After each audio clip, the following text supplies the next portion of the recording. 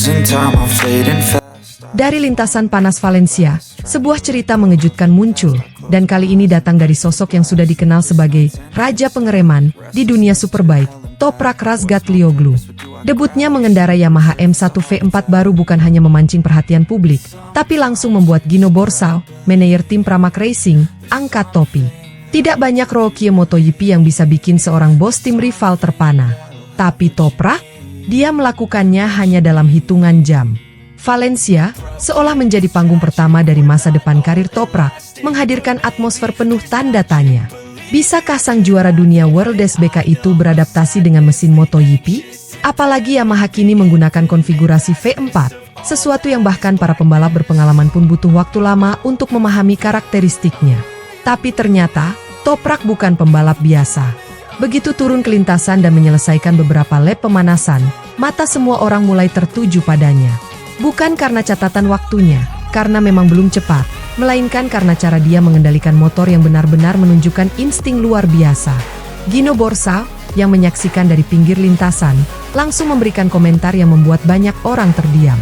Ia berkata, "Saya terkejut sekaligus terkesan dengan pola pikir dan gaya membalapnya. Kita semua tahu betapa hebatnya dia saat mengerem, tetapi hari ini dia menunjukkan bahwa dia bisa mengubah gayanya dengan sangat cepat. Ini bukan pujian biasa." Ketika bos Pramac mengatakan hal seperti ini, artinya kemampuan adaptasi Toprak berada di level yang sangat tinggi, bahkan mungkin lebih tinggi dari beberapa rookie MotoGP dalam satu dekade terakhir. Yang lebih mengejutkan, proses adaptasi itu tidak terjadi dengan cara liar atau nekat. Tidak ada usaha memaksakan motor hingga limit, tidak ada selide berlebihan yang mengundang momen hampir jatuh. Justru kebalikannya, Toprak menunjukkan ketenangan yang sangat dewasa, layaknya pembalap yang sudah bertahun-tahun berkompetisi dengan prototipe baik. Borsa menambahkan, "Kami memberikan tips, dan dia belajar dengan sangat cepat. Ia tidak memaksakan diri, ia tidak memacu terlalu keras di setiap putaran."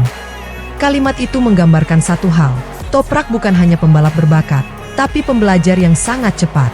Para insinyur Yamaha mungkin tertawa kecil di dalam pit, namun ekspresi mereka sulit disembunyikan.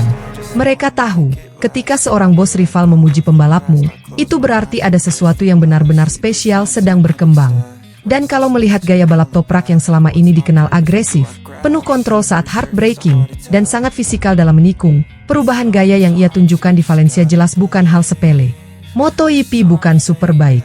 Perbedaan aerodinamika, tenaga, karakter mesin, dan elektronik membuat banyak pembalap Superbike, bahkan yang hebat, kesulitan menyesuaikan diri. Tapi Toprak, ia menunjukkan kemampuan membaca motor yang hampir seperti sensor manusia. Jika Anda melihat ulang rekaman slow motion, ada momen menarik di tikungan cepat Valencia. Body position Toprak berubah drastis dibandingkan gaya khasnya di Superbike. Ia lebih rendah, lebih streamline, dan tidak melakukan bracket drift seperti biasanya. Seolah ia memaksa dirinya mengosongkan seluruh kebiasaan lama dan menggantinya dengan teknik MotoGP dalam hitungan jam.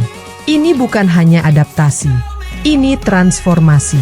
Rumor pun mulai bertebaran. Apakah Toprak akan menjadi senjata rahasia Yamaha di 2026? Apakah ia akan langsung bisa bersaing dengan Fabio Quartararo, Jorge Martin, atau bahkan Marc Marquez? Terlalu dini untuk memastikan, tapi awal yang ditunjukkan Toprak di Valencia sudah cukup membuat padek MotoGP mulai membicarakan namanya dengan nada berbeda. Bukan lagi juara Superbike yang ingin mencoba MotoGP, tapi calon ancaman serius untuk top rider. Meski begitu, ada satu hal yang membuat publik bertanya-tanya, mengapa Toprak tidak memberikan komentar apapun setelah tes? Biasanya, pembalap yang mencoba motor baru, apalagi motor MotoGP pertama mereka, akan langsung memberikan respons, bahkan jika hanya 1-2 kalimat. Namun Toprak justru diam. Ia seperti menahan diri, seperti tahu bahwa setiap ucapannya bisa memicu spekulasi yang tidak perlu. Dan alasannya ternyata sederhana, tapi sangat profesional. Ia masih terikat kontrak dengan BMW. Keputusan Toprak untuk bungkam adalah bentuk rasa hormat yang jarang terlihat di dunia motorsport modern. Di era di mana pembalap sering membagikan segala hal lewat media sosial, Toprak justru memilih menjaga etika profesional sampai detik terakhir. Inilah yang membuatnya bukan hanya disegani karena skill balapnya, tapi juga karena sikapnya. Sementara itu, dari kubu Yamaha, senyuman kecil terlihat dari para mekanik. Mereka tahu bahwa apa yang Toprak lakukan hari ini hanyalah permulaan. Motor Yamaha M1V4 masih dalam tahap awal pengembangan, dan fakta bahwa Toprak bisa menyesuaikan gaya membalapnya secepat itu menunjukkan bahwa potensi kombinasi mereka sangat besar. Beberapa analis bahkan mulai menyamakan momen ini dengan ketika Casey Stoner pertama kali mencoba Ducati Desmo Sedici pada akhir 2006, sebuah kejutan yang kemudian mengubah sejarah MotoGP selamanya. Apakah Toprak bisa mengulang kisah heroik seperti itu? Masih terlalu dini, tapi satu hal jelas, ia memiliki semua modal untuk menjadi salah satu pembalap paling berbahaya di era baru MotoGP. Dan jangan lupa, Toprak selalu menyimpan senjata rahasia. Entah itu kemampuan braking ekstrim, keseimbangan tubuh yang tidak masuk akal, atau failing terhadap ban yang seolah bawaan lahir.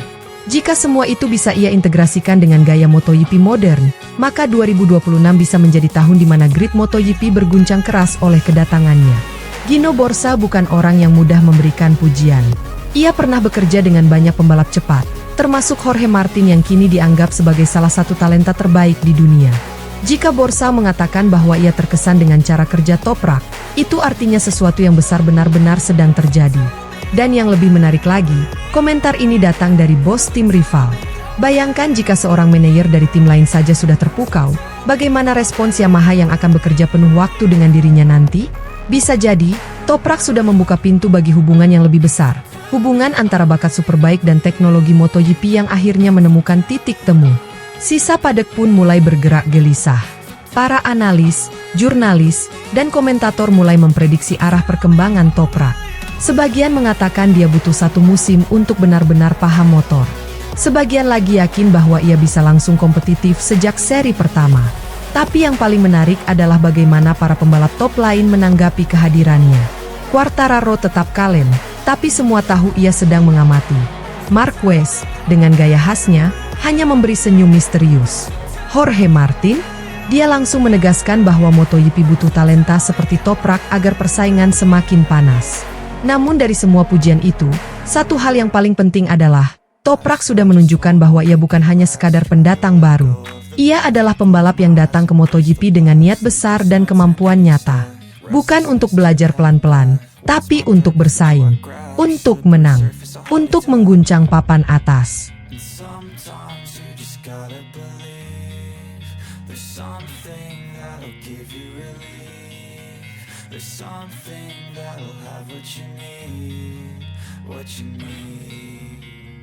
We're broken, it's tragic, we're not all elastic, but maybe there's magic, believe you could have it, and I know of sadness, the anxious and panic, the infinite vastness of all that is blackness.